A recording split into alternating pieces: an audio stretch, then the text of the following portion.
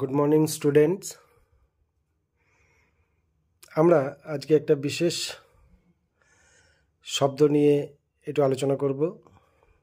মানুষ যেহেতু সমাজবদ্ধ জীব এবং সবচেয়ে বুদ্ধিমান প্রাণী, তাই তারা নিজস্ব একটা বাসস্থান করে বসবাস করে, যাকে আমরা সহজ বাংলা ভাষায় বাড়ি বলি বা ঘর বলি। এই বাড়ি বা ঘরের দুটি ইংরেজি প্রতিশব্দ আমরা দৈনন্দিন জীবনে ব্যবহার করি, একটি হোম এবং একটি হাউস। এই দুটো শব্দের মধ্যে অনেক ফারাক আছে, যেটা আমরা সকলেই হয়তো জানি না, কেউ কেউ জানি।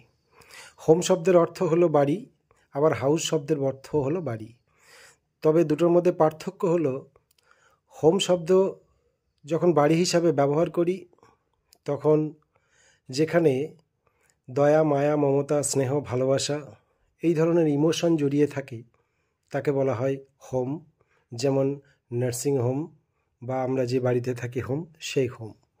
আর যেখানে এই ধরনের দয়া, মায়া, ভালোবাসা, স্নেহ ইত্যাদি ইমোশন থাকে না, তাকে বলা হয় হাউস।